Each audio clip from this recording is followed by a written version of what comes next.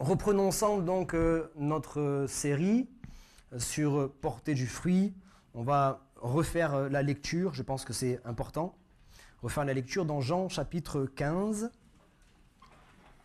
et du verset 1er au verset 17. Il y a certaines fois la lecture est assez longue mais c'est important. Jean chapitre 15 du verset 1er jusqu'au verset 17. Merci pour ta parole. Nous lisons ensemble. Je suis le vrai cep et mon Père est le vigneron. Tout sarment qui est en moi et qui ne porte pas de fruit, il le retranche. Et tout sarment qui porte du fruit, il l'émonde afin qu'il porte encore plus de fruits. Déjà, vous êtes purs à cause de la parole que je vous ai annoncée. Demeurez en moi et je demeurerai en vous. Comme le sarment ne peut de lui-même porter du fruit s'il ne demeure attaché au cep, ainsi vous ne le pouvez non plus si vous ne demeurez en moi. Je suis le cep, vous êtes les sarments. Celui qui demeure en moi et en qui je demeure porte beaucoup de fruits, car sans moi, vous ne pouvez rien faire. Si quelqu'un ne demeure pas en moi, il est jeté dehors comme le sarment et il sèche, puis on ramasse les sarments, on les jette au feu et ils brûlent. Si vous demeurez en moi et que mes paroles demeurent en vous, alors demandez ce que vous voudrez et cela vous sera accordé.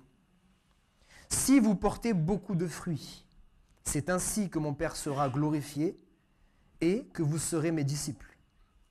Comme le Père m'a aimé, je vous ai aussi aimé. Demeurez dans mon amour.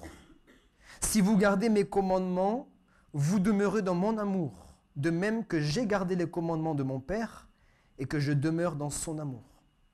Je vous ai dit ces choses afin que ma joie soit en vous et que votre joie soit parfaite. C'est ici mon commandement. Aimez-vous les uns les autres comme je vous ai aimé.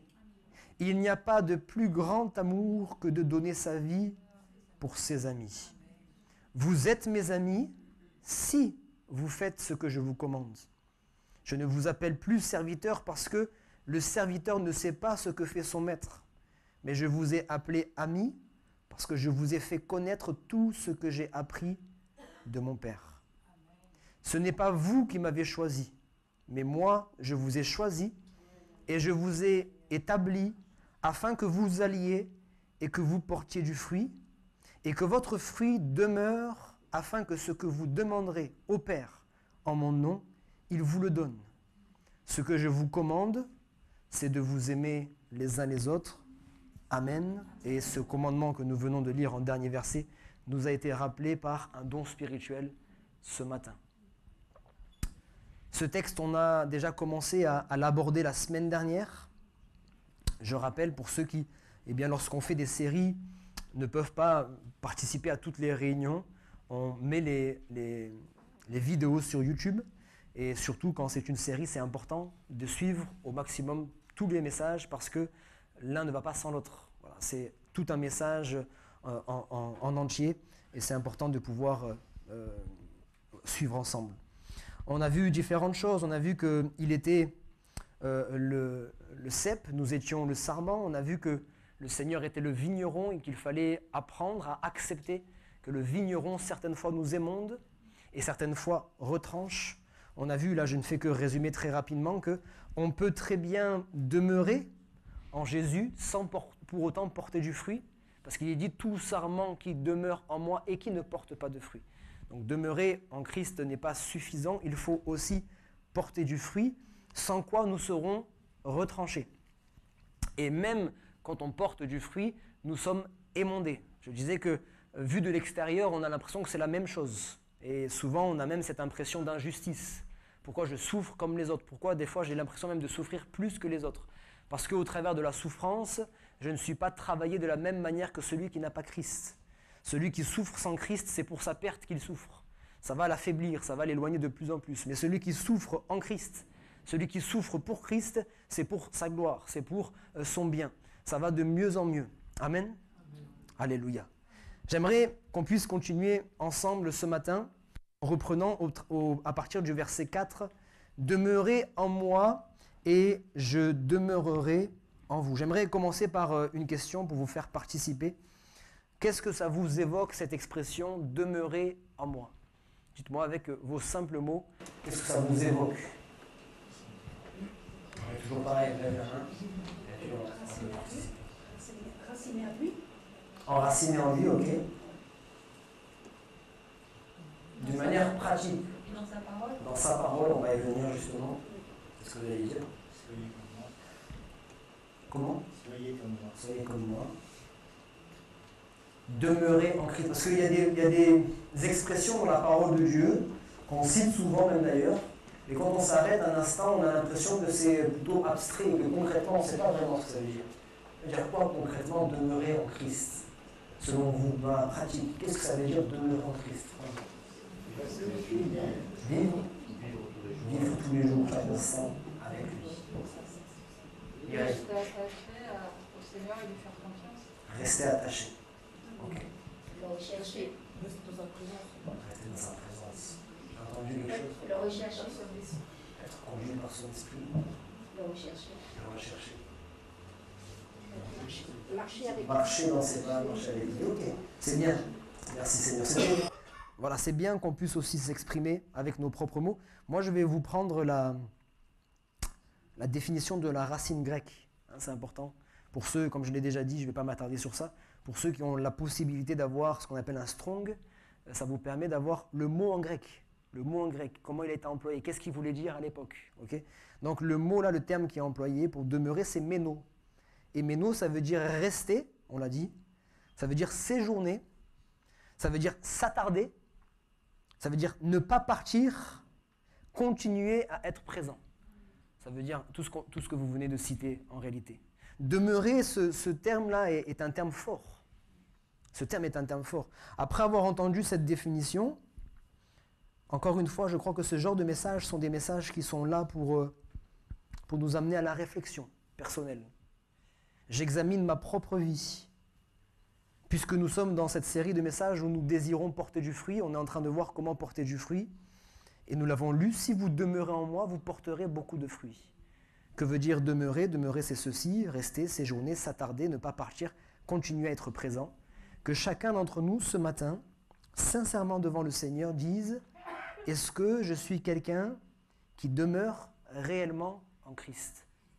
À la lumière de ce qui a été dit, est-ce que je demeure réellement en Christ ? Est-ce que j'ai l'habitude de m'attarder dans sa présence ? Est-ce que j'ai l'habitude de rester là dans sa présence, rester dans la prière ? Est-ce que, en dehors des réunions, dans ma vie quotidienne, dans mon, excusez-moi l'expression, dans mon train-train quotidien, parce que voilà, il y a quelque chose qui nous entraîne, est-ce que j'arrive à prendre du temps dans la présence de Dieu ? Est-ce que j'arrive à ne pas faire que passer, mais à m'attarder, à rester dans la prière, dans l'étude de la parole ? Ou bien est-ce que je ne fais que des passages éclairs ? Des passages éclairs dans la prière, des passages éclairs dans la parole de Dieu. Est-ce que je suis quelqu'un d'assidu ? Est-ce que je suis quelqu'un de persévérant ? Ou bien quelqu'un qui fait à chaque fois des pleins d'essence et qui attend d'être à chaque fois à la réserve, au dernier moment pour revenir ? Est-ce que je suis quelqu'un qui régulièrement se laisse renouveler, se laisse remplir ? Est-ce que je suis quelqu'un qui est assidu, pas avec des hauts et des bas ? Je pense que c'est presque inévitable dans notre début de marche avec le Seigneur. Mais je crois que plus nous marchons, plus nous devons devenir des chrétiens matures. Et là, ce matin, je m'adresse aux chrétiens. Je ne m'adresse pas à de nouvelles âmes, je m'adresse aux chrétiens. Et de plus en plus, nous devons être des chrétiens matures. Et une preuve de maturité, c'est la persévérance. C'est le fait que justement, ma vie ne fait pas constamment le yo-yo. Je ne peux pas me permettre constamment d'être en haut, et puis en bas, et puis en haut, et puis en bas. Je dois essayer d'être le plus assidu possible, le plus constant possible dans sa présence. Je ne dois pas attendre de rencontrer des moments difficiles dans ma vie pour aller me blottir dans ses bras, pour aller chercher sa face. Je dois être discipliné et prendre l'habitude de demeurer en Christ. Il y a une différence entre une personne qui vient séjourner à la maison, il vient de visite, vient passer à la maison, et une personne qui vient s'établir et demeurer dans la maison. Nous devons prendre cette habitude de demeurer dans la maison. Je prends mon temps ce matin de parler parce que il y a des enseignements, il y a des prédications qui sont là simplement pour nous enseigner, pour nous faire grandir dans la connaissance des Écritures, dans la connaissance du Seigneur. Et puis il y a des messages comme celui-ci qui ne vont peut-être pas être de ceux qui vont vous révéler le plus de choses. Ce sont des choses que vous connaissez déjà, mais ce genre de prédication est plutôt comme un miroir.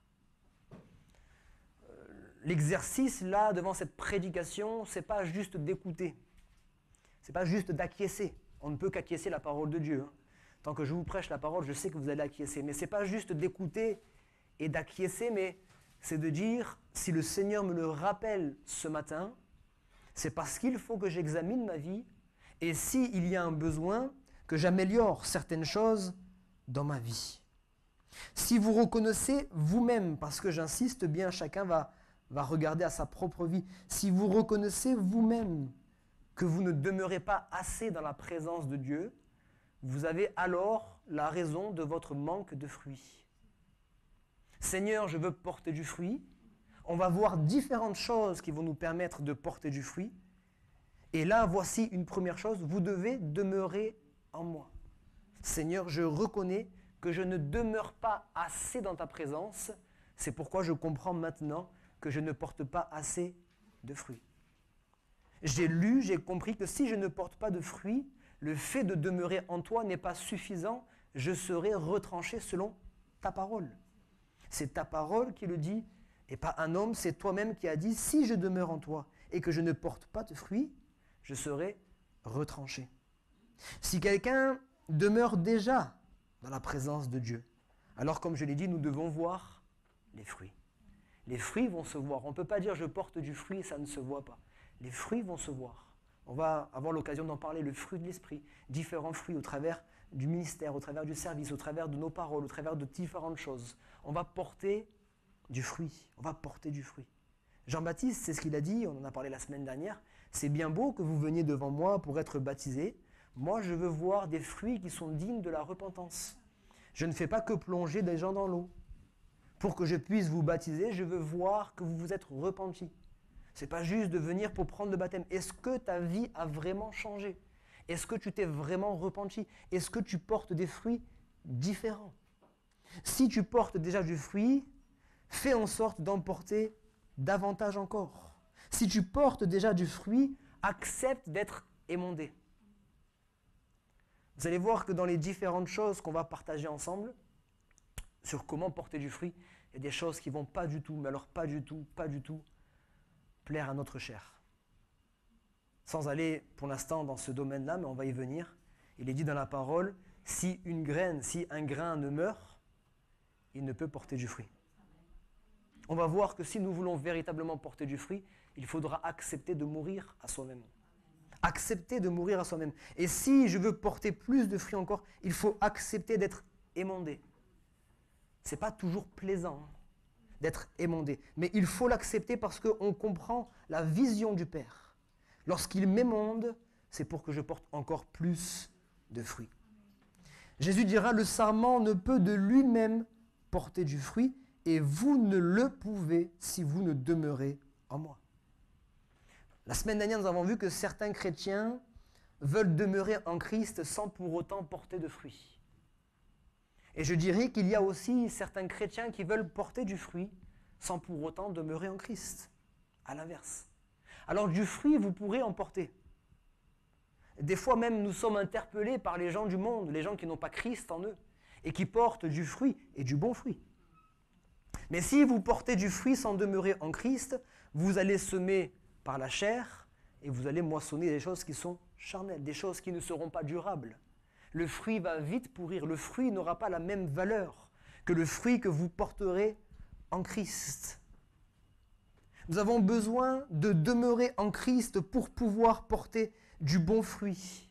Il y a 2 semaines, on parlait du baptême de l'esprit et dans cet enseignement, j'étais en train de vous parler à nouveau de cette différence qu'il y avait entre l'amour philéo et l'amour agapao. Et je vous disais que, en réalité, même le fruit de l'esprit, l'amour, la joie, la paix, la patience, etc., ces choses-là, on peut les voir dans la vie de certaines personnes qui ne sont pas en Christ, oui ou non? Il y a des gens qui n'ont pas Christ, qui ont de l'amour. Hein, je cite souvent cet exemple-là, pas pour faire de la publicité, mais les restos du cœur. Ce n'est pas un chrétien qui a créé les restos du cœur. Ce n'est pas un chrétien qui s'est démené pour essayer d'organiser tout ça pour que... Donc c'était par amour. Je ne vais pas citer la personne, vous la connaissez. Je ne crois pas que cet homme, lorsqu'il a créé les restos du cœur, c'était pour se faire voir. Moi, je pense que c'était vraiment pour faire du bien. Mais il n'avait pas Christ, par ma connaissance. Il y a des gens qui sont joyeux même sans Christ. Et ma question elle est celle-ci. Est-ce que vous pensez qu'ils ont l'amour, ils ont la joie, la paix, la patience et toutes ces choses dans la même dimension que nous l'avons? Les choses que nous citons dans le fruit de l'esprit sont les mêmes choses que l'on voit chez les autres, mais dans une dimension différente. Dans une dimension différente, beaucoup plus grande. Quelqu'un qui est sans Christ, il a de l'amour, mais souvent il a de l'amour pour ceux qu'il aime. C'est difficile pour lui d'avoir de l'amour pour ceux qui le détestent, pour ses ennemis. Pour preuve, nous aussi qui avons l'Esprit de Dieu en nous, ce n'est pas toujours facile non plus d'aimer nos ennemis. Mais nous avons cette capacité, si nous le désirons, si nous acceptons de nous plier à la volonté du Seigneur, nous avons, nous, par l'Esprit de Dieu, l'amour agapao, qui est un amour inconditionnel, un amour qui ne varie pas selon les situations, selon la personne, comment elle se comporte avec nous. On aime les gens, point final. C'est ce que nous devons rechercher en tout cas. De la même manière, nous pouvons porter du fruit sans Christ. Vous pouvez faire toutes sortes d'œuvres sans demeurer en Dieu, mais votre fruit va pourrir, votre fruit n'aura pas de valeur. Il faut d'abord que vous demeuriez en Christ, et parce que vous demeurez en Christ, vous allez porter du bon fruit, du fruit non périssable. Amen. Du fruit qui aura de la valeur pour ceux qui pourront le goûter. Le Seigneur le déclare une fois de plus, celui qui demeure en moi et en qui je demeure. Là, je m'arrête un instant. Lorsque Jésus-Christ dit qu'il demeure en nous, pourquoi il dit qu'il demeure en nous alors qu'il est monté auprès du Père? Par son esprit. Celui qui demeure en moi et en qui je demeure, je paraphrase par l'esprit, porte beaucoup de fruits. Alors, première condition, je l'ai dit, demeurer en Christ. Deuxième condition, qu'il demeure en nous par son esprit. Voilà pourquoi nous parlons de ces choses, nous parlons de la vie de l'esprit. Nous avons besoin d'être renouvelés constamment. Si la sève coulait dans la branche hier, mais que pour X raison elle ne coule plus dans la branche aujourd'hui, la branche qui portait du fruit hier ne portera plus de fruit demain. Nous avons besoin que la sève coule constamment dans nos vies. Amen. La sève du Saint-Esprit. Voilà pourquoi, et c'est très intéressant, là encore, le terme grec, lorsque Paul va dire « soyez remplis de l'Esprit », le terme grec, là, il parle de, la version parole de vie dit « soyez continuellement en train d'être remplis de l'Esprit ». Vous voyez? Soyez continuellement en train d'être remplis de l'Esprit. Ce n'est pas « soyez remplis de l'Esprit une bonne fois pour toutes » et puis on n'en parle plus. Il faut que chaque jour, on soit encore remplis de l'Esprit parce que, comme je le dis souvent, nous devons grandir.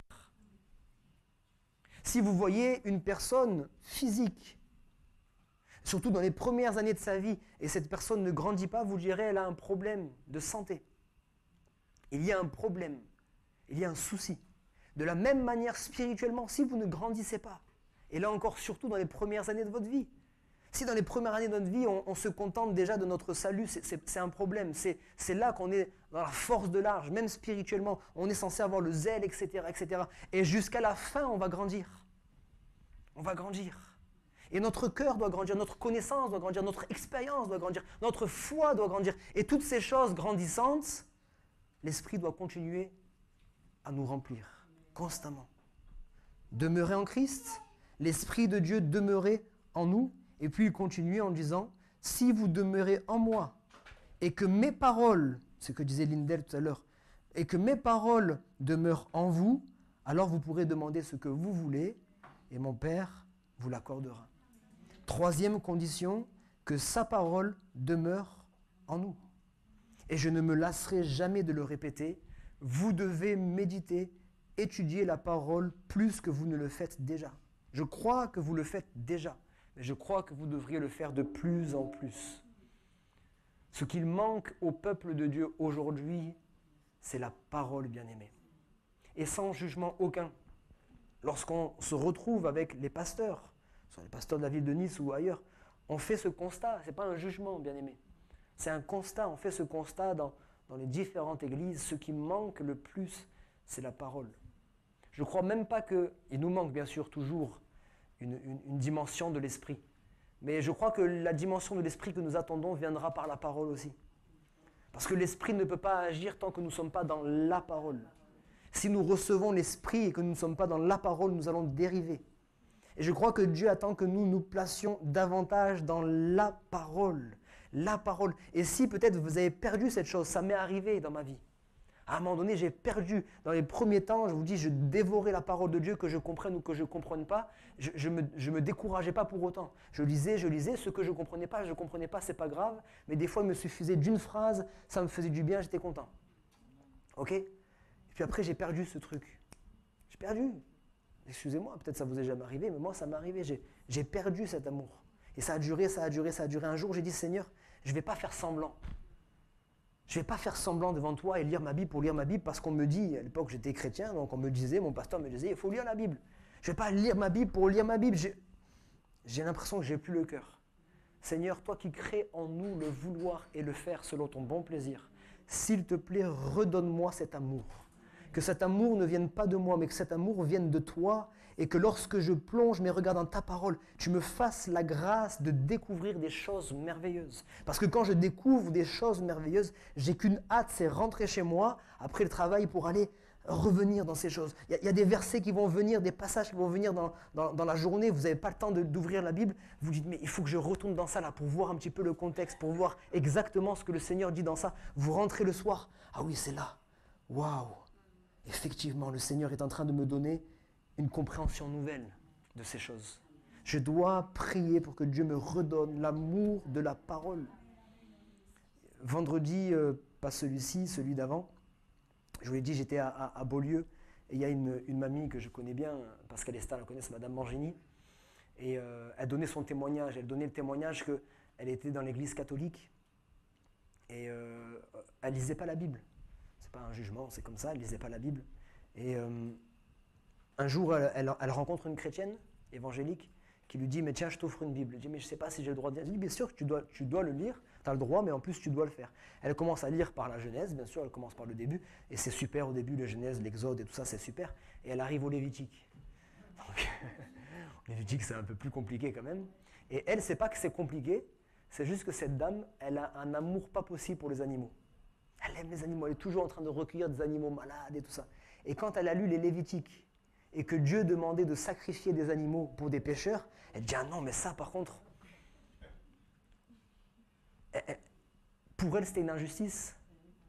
En plus, c'est Dieu qui demande de sacrifier des animaux pour des gens qui sont des pécheurs. Eux, ils y sont pour rien. Elle a raison dans son raisonnement.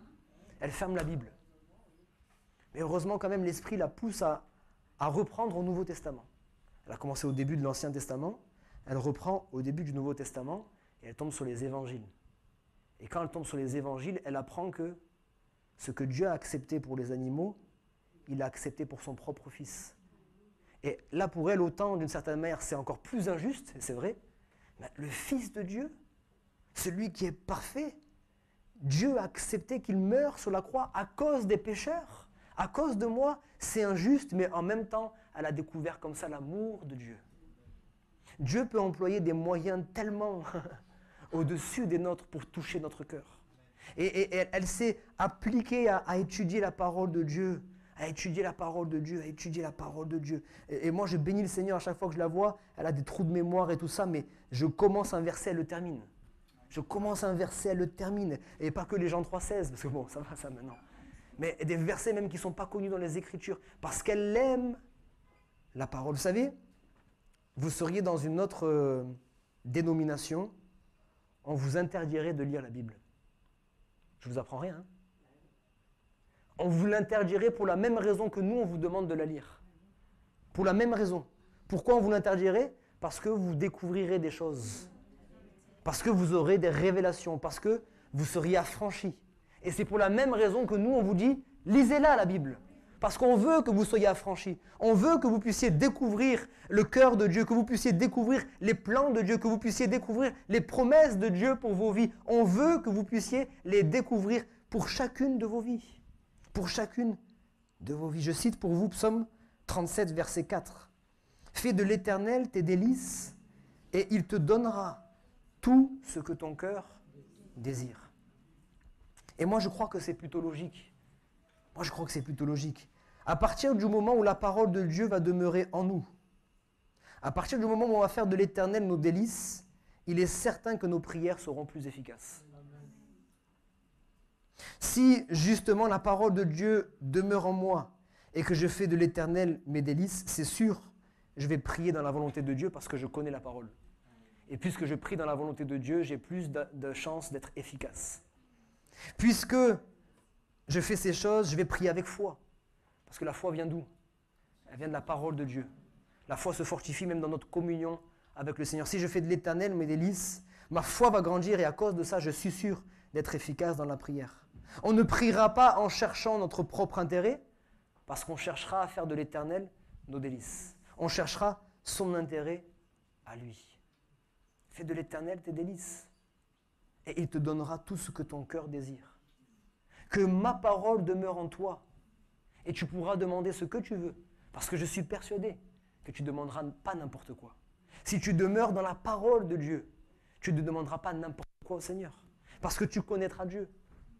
De la même manière qu'on ne demande pas n'importe quoi à nos parents. On sait ce qu'ils accepteront, on sait ce qu'ils n'accepteront pas. Ce qu'ils n'acceptent pas, on n'essaye même pas. Mais par contre, quand on sait qu'il peut accepter, et quand on connaît nos parents, on connaît un peu les techniques pour... pas plus tard qu'hier. Mes filles, elles sont venues pendant le mariage, là. Papa, on est quel jour? Samedi. Demain, c'est quoi? Dimanche. Demain, il n'y a pas l'école. Je dis non. Il y a l'école du dimanche, mais il n'y a pas l'école.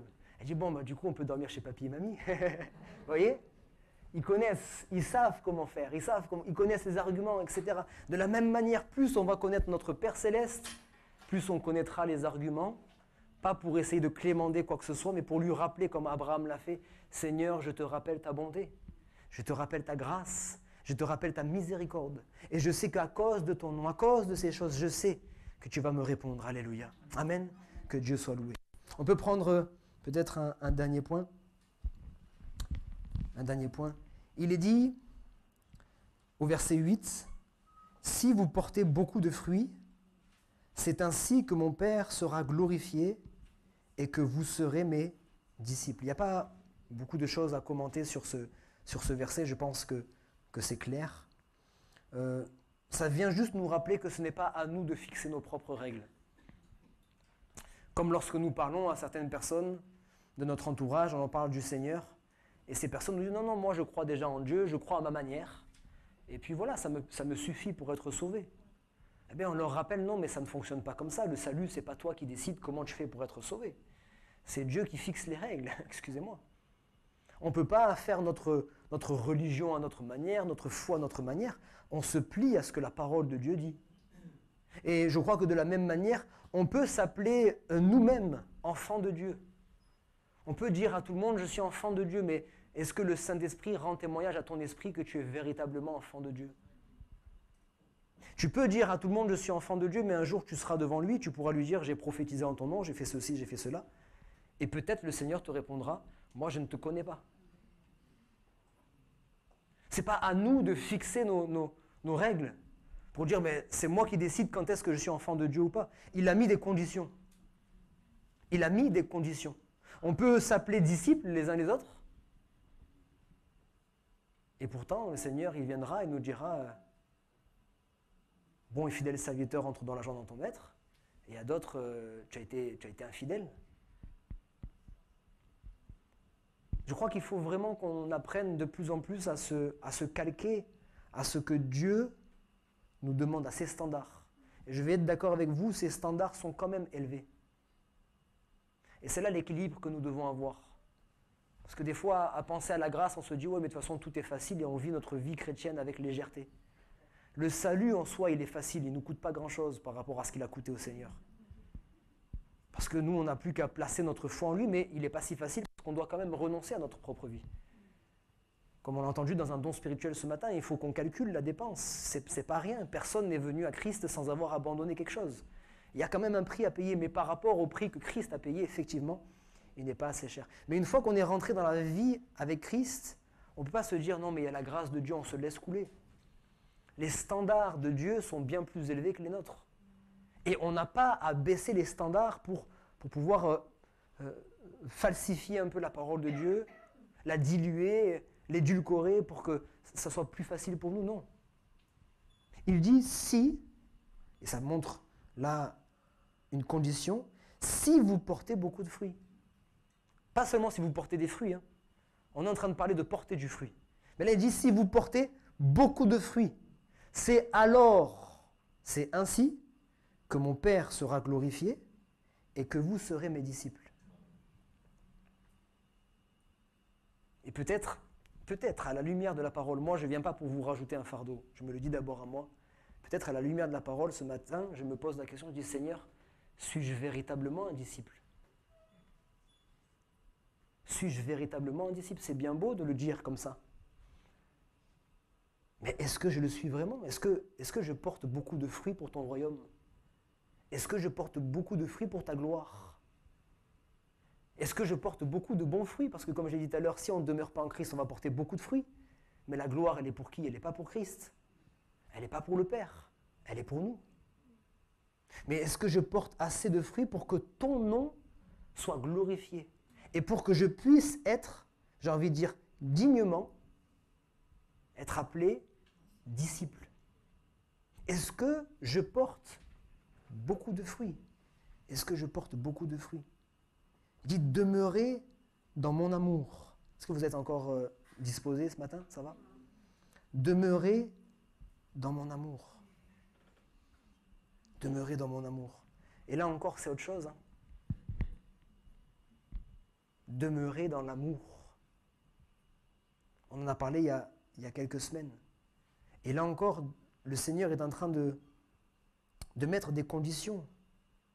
Regardez verset 9. Comme le Père m'a aimé, je vous ai aussi aimé. Demeurez dans mon amour. Si on s'arrête là, on pourrait se dire, bon, ben, chacun a sa conception de ce que c'est que de demeurer dans l'amour de Dieu. Moi, j'ai l'impression, en tout cas, que je demeure dans l'amour de Dieu, c'est bon. Mais il continue.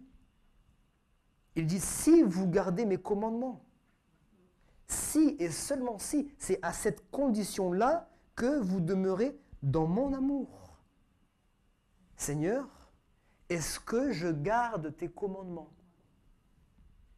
Est-ce que, comme tu l'as demandé à Josué, je les médite jour et nuit, pas à prendre au pied de la lettre, bien sûr, mais est-ce que constamment, comme disait Juan, constamment dans ma vie, la parole de Dieu est en moi, je la médite, je la médite, je la médite, je la repasse. Si ce n'est pas le cas, je ne demeure pas dans ton amour. Je peux dire à tout le monde que je demeure dans l'amour de Dieu, mais quand je serai jugé selon tes critères à toi, et toi tu me rappelleras cette parole qui est à ma disposition. Si vous gardez mes commandements, alors vous demeurez dans mon amour, de même que j'ai gardé les commandements de mon Père et que je demeure dans son amour. Que je demeure dans son amour. Quel est le commandement ? Pour demeurer dans l'amour de Dieu, il faut garder les commandements. Quel est le commandement ? Aimez-vous les uns les autres. Waouh, moi je dis, si c'était que de moi, on reste jusqu'à ce soir 20h. Mais on va découper ça en plusieurs messages. Mais ce passage-là que j'ai voulu à nouveau relire en entier, parce que c'est important, ce passage est tellement puissant, tellement profond. Des fois, on veut lire toute la Bible, étudier toute la Bible, mettre tout en pratique. Si on commence déjà par ça, là, il y a un sacré programme. Et Dieu, dans sa sagesse, vous savez, il l'a dit, hein, Dieu a caché ces choses aux sages et aux intelligents. Il l'a révélé aux petits. De telle sorte que les sages et les intelligents, ils lisent tout ça, ils ne voient pas comment ça s'imbrique. Comment tout s'imbrique. D'abord, je demeure en Christ. Puisque je demeure en Christ, Christ a fait la promesse qu'il m'envoie son esprit. Donc Christ demeure en moi. Puisque Christ demeure en moi, je demeure dans la parole de Dieu parce que Christ est la parole faite chair. Amen. Est-ce que vous me suivez ? Et puisque je demeure dans la parole qui est faite chair et que cette parole, elle demeure en moi, je demeure dans son amour. Parce que demeurer dans son amour, c'est garder ses commandements. Et garder ses commandements, c'est quoi? C'est aimer les uns et les autres. Et je peux aimer les uns et les autres parce que je demeure dans son amour. Alléluia. C'est trop fort. Il y a tout un programme, bien-aimé. Et je crois que si on enlève un seul de ces maillons, c'est ce qui crée le déséquilibre. On essaye de s'aimer les uns les autres alors qu'on ne demeure pas dans la parole. Et parce qu'on ne demeure pas dans la parole, on ne demeure pas dans son amour. Et parce qu'on ne demeure pas dans son amour, on n'arrive pas à s'aimer les uns les autres. Et parce qu'on ne s'aime pas les uns les autres, on n'est pas ses disciples. Parce qu'il dit, voici, on vous reconnaîtra comme mes disciples si vous vous aimez les uns les autres. Waouh. J'espère que je ne vous perds pas, mais c'est là toute la sagesse de Dieu. Toute la sagesse. Seigneur, s'il te plaît, aide-moi. Parce que c'est bien trop élevé pour moi. Je viens devant toi humblement, comme je l'ai chanté. C'est bien trop élevé pour moi, mais je ne veux surtout pas, parce que je crois que Dieu connaît nos cœurs. Et si on s'est trompé nous-mêmes, il sait qu'on ne s'est pas trompé nous-mêmes volontairement. Mais on va juste prier ce matin en disant, Seigneur, justement, je ne veux pas me tromper moi-même. Je ne veux pas être dans mes faux raisonnements, persuadé que je suis dans la vérité, alors que ce matin, le miroir est placé devant moi, et lorsque c'est ton miroir, je vois toutes les réalités de ma vie. Toutes les réalités de ma vie. Alors maintenant, je veux demeurer dans ton amour. Et pour cela, il faut qu'on s'aime les uns les autres. On aura l'occasion de développer ça prochainement. Mais je crois que le Seigneur veut enfoncer le clou encore ce matin parce que ça a été répété par un don spirituel. Aimez-vous les uns les autres. Et là, encore une fois, ce n'est pas juste une expression qui doit être abstraite, ça doit être du concret. Vous l'avez compris, si vous voulez vous aimer les uns les autres, il va falloir revenir en arrière à chaque maillon. Parce que tout va commencer par « je demeure en Christ ». Cette semaine, je vous encourage, s'il vous plaît. Parce que comme je l'ai dit, ces messages, je termine, ces messages-là ne sont pas des messages qu'on fait que entendre. Ce sont des messages qui doivent vraiment nous pousser à nous arrêter sur nos propres vies. Nous arrêter. Bien-aimés, s'il vous plaît, arrêtez-vous. Le temps passe trop vite. Les semaines passent. Vous voyez, bon, il y a tellement de choses. On a fait le jeûne et prière en début d'année. On est déjà à la fin de l'année scolaire. J'ai l'impression que le début d'année, là, c'était hier. Si je prends mon exemple, cet été-là, ça fera déjà 4 ans plein que je suis avec vous. Je vais commencer ma 5e année. Pour moi, je suis arrivé hier. Je ne sais pas vous. Tout passe tellement vite. Tout passe tellement vite. Et si on ne s'arrête pas, on n'est que justement ces auditeurs oublieux. Oui, c'est vrai, on dit Amen. Oui, on est d'accord, mais on ne laisse pas cette semence-là porter du fruit. C'est ce qu'on va voir aussi. Comment porter du fruit? On va parler bien sûr des paraboles des 4 terres. Est-ce que vous vous laissez voler la parole en sortant? Et je me permets encore dans cette petite parenthèse de l'ouvrir. Essayez d'être un peu impolis les uns avec les autres.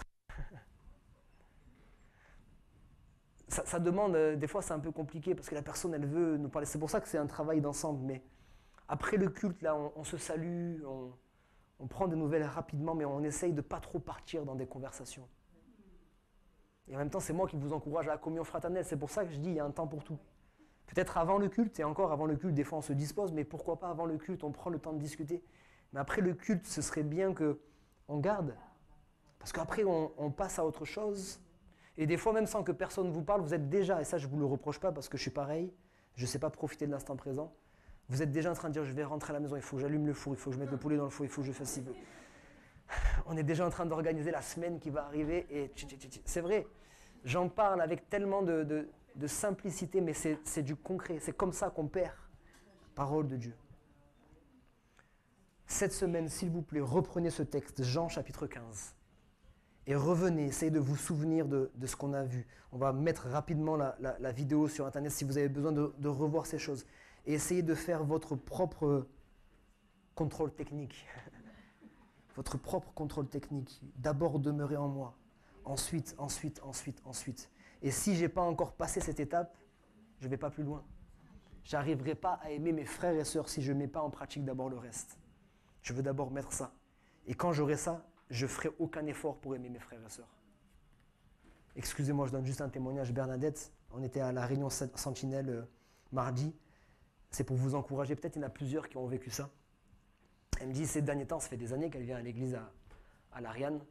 Et qu'on le veuille ou non, il faut être sincère, il y a des fois, ça me fatigue un peu. Hein. Le désordre, la saleté, etc. Elle dit, ces derniers temps, vraiment, je venais à l'église, mais avec le cœur lourd, parce que ça me fatiguait de voir toujours les choses traîner, tout ça. Et vraiment, je commençais à avoir des mauvais sentiments en moi, quoi. Et puis j'ai prié, je me suis mis devant le Seigneur et tout ça. Et elle m'a dit, je me suis réveillé un matin, pas l'expliquer comment, pourquoi, tout ça. Je me suis réveillé un matin, comme des sentiments nouveaux, sans faire aucun effort. J'ai commencé à venir à l'église et j'ai commencé à aimer les gens presque malgré moi. Je les aime, je ne peux pas forcer. Je les aime. La personne qui avant, elle m'aurait fatigué, elle m'aurait repoussé, etc. Je l'aime. Je ne fais pas d'effort pour l'aimer. C'est un sentiment que Dieu a mis en moi. Et je crois qu'à plus forte raison encore, on arrivera à s'aimer les uns les autres avec nos différences. Avec nos différences. Je t'aime parce que je n'arrive pas à faire autrement.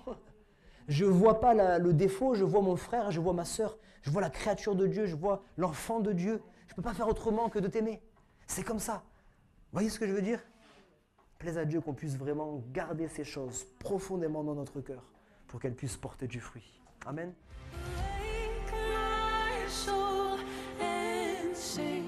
Sing his praise aloud. Sing his praise.